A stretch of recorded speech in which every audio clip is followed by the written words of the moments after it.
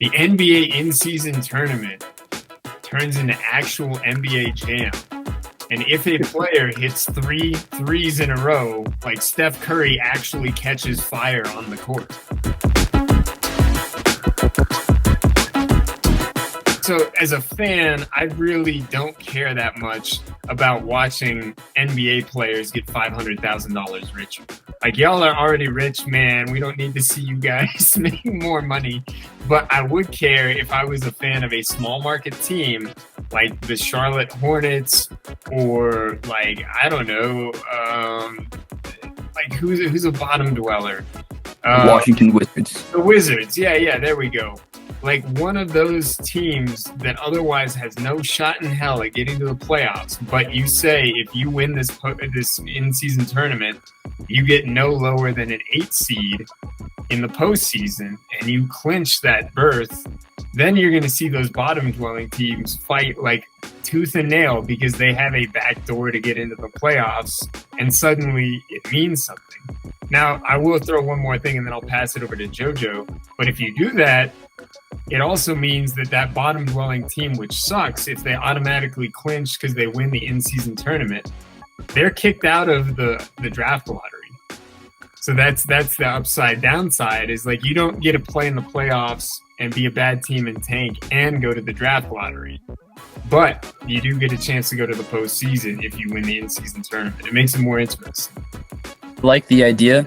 One issue with that I brought up before, I think if you qualify through the playoffs through winning the in-season tournament, it's going to conclude sometime in December. The season stretches till March or April, the end of the regular season.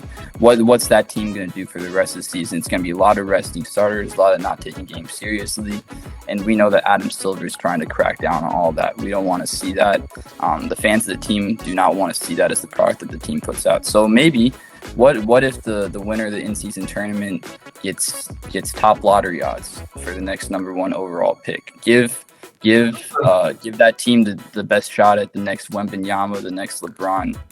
I think that might be a nice way of getting around that issue. Then the games that they do play afterwards still mean something. Obviously, they're still fighting for playoffs, but they get that crucial chance at the number 1 overall pick for the next season. Now that is interesting, but what if it just means like the powerhouse teams keep winning it and then they keep on getting the number 1 draft? Like it could go backfire where you just end up with the rich getting richer over and over again. One last one I'll throw out to you guys. How about this? The NBA in-season tournament turns into actual NBA jam. And if a player hits 3 threes in a row, like Steph Curry actually catches fire on the court. We want to take this to in-season tournament. You've talked a little bit about how viewership's declining this season or these past couple seasons. And I just want to say the best player in the league, Nikola Jokic, I think that's pretty widely accepted at this point. And if we want to talk about declining viewership, we need to talk about how the NBA is marketing Nikola Jokic. You got a guy that's averaging a triple-double. Arguably, there's a good argument that he's playing at a higher level than any player in the history of the league. I'm talking better than MJ, better than LeBron, Steph. Whoa. I'm stopping. There's a legitimate argument to be made. The advanced stats the advanced stats are saying that are putting him at the top of the all-time list. And you look at his counting stats, they're just as good. So if we want to talk about increasing viewership, let's talk as a league about how we're failing to market this guy who's one of the most unique players of all time, one of the best players of all time. That is a great point, JoJo, on many accounts, actually. And one that I would like to bring up to our Denver viewers out there is if you're in the city of Denver and you want to turn on the TV and watch Nikola Jokic and the Nuggets and they don't happen to be on TNT or ESPN, guess luck, you're out of luck because they're blacked out in Denver.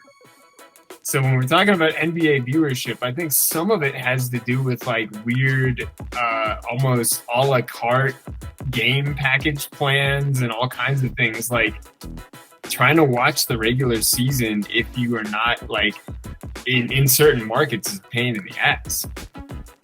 Like, I mean, I mostly it- watch the national TV games anyway, either the ESPN or the TNT ones. But if you're trying to watch all 82 games, it's kind of a mess for a lot of regional markets. Denver's not like the only one that experiences this.